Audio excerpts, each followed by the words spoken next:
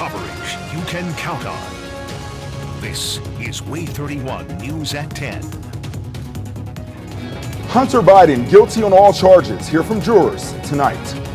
Thanks for watching WAAY 31 News at 10. I'm Rob Sneed. A Madison County teen senior trip abroad turned into a nightmare. The New Hope High School graduate took a trip to Italy, and while there, he tragically fell off a 60-foot cliff. WAAY 31 reporter Maddie McCaffrey joins us live in studio. And Maddie, you spoke with the family tonight, and all they want for him is to come home. Rob, that's all they've been hoping for. Reporting live in studio with coverage you can count on. Maddie McCaffrey, WAAY 31 News. Thanks so much, Maddie. Today it's been hot and sunny, and if you like the heat, well, we've got some good news for you tonight. WAAY 31 Storm Tracker Chief Meteorologist Jeff Castle joins us, and Jeff, it's about to heat up by the end of the week. It sure is. In fact, thinking of spending time at the pool, but you want to avoid all of that heat, our WAAY 31 Storm Tracker weather app will let you know what part of the day will be the hottest. Just scan the QR code. You see it right there on your screen and download our app. Right now, it is free on all Apple and Android devices. New at 10, an Albertville man is accused of pointing his two guns at police, and it happened during a standoff. Police arrested Steve Hawkins just after 8 Saturday night. Officers got a call that Hawkins threatened neighbors. Police say he pointed guns at them. They say he eventually surrendered to police after 30 minutes. He's in jail tonight on a $15,000 bond. In Morgan County, authorities say a man picked up his girlfriend by the throat and slammed her to the ground. Jason Spears faces a charge of domestic violence, strangulation, or suffocation. He's in jail tonight. A judge has not yet set his bond.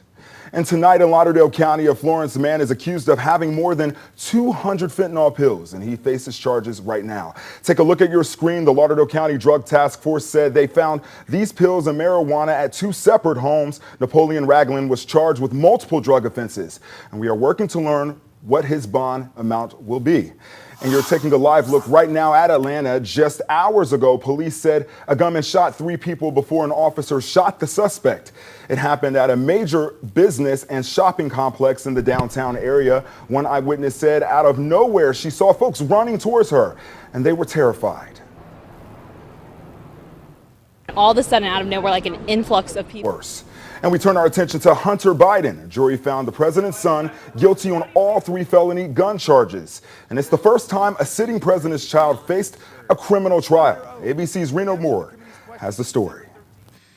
Biden's time in the courtroom is not over. He is scheduled to stand trial on federal tax charges this September. Biden's lawyer said that the indictments are politically motivated. And according to prosecutors, Biden did not pay at least $1.4 million in taxes over the last 4 years. And Alabama U.S. Senator Tommy Tuberville filed legislation to improve workforce data. He said this will boost employment opportunities. The bill would clarify who is responsible for collecting data. The data is used to help improve job training for unemployed Americans. And tonight in Madison County, folks learned how Huntsville police use data to make arrests and solve crimes. More than 24 people were able to ask police questions about their use of data. The police is just using data. The city of Huntsville said they hope more events like this are possible. Detecting a drug overdose before first responders show up. How a Birmingham area startup thinks they have accomplished just that. And one Tennessee woman forced into living in her truck. Her demands from FEMA as a tornado destroyed her home a year ago. Welcome back. A new way to fight drug overdoses. One Birmingham tech startup thinks they might have a device to do just that. OD Revive's device can detect overdoses, and it would be worn on your wrists and could see when blood oxygen levels drop. The creator of the device said it could save lives. So you have 30,000 people. The device is now headed to a test group. The startup said that they are also looking into federal and state funding. New at 10, sleeping in a truck. Well, that's what one Nashville area woman has had to do while waiting on FEMA to help her. A tornado devastated her home. This as dozens of homes remain unassessed by FEMA since the tornado struck. Steve Mulling reports.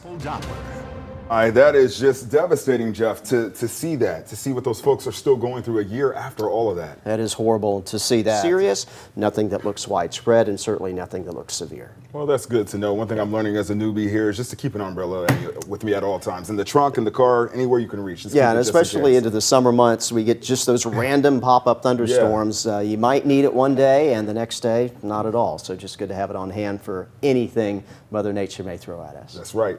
Wise words, Jeff. Thank you. You bet. Some Morgan County teen girls are getting ready to show off their welding skills. We'll have the details after the break. Welcome back. New at 10, more than 24 girls showed off their craft at a welding camp in Decatur. Those teens got to do hands-on activities at the camp. That includes putting together a project they had to weld and paint. Now, the camp runs through Thursday. It's on campus at Calhoun Community College.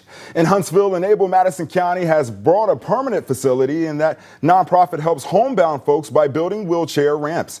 The group celebrated the purchase in a unique way. They built a donor wall of those who helped make the warehouse purchase possible. Max. A former trash panda will be back. It's like a guy that wears Jordan shoes showing up in Adidas.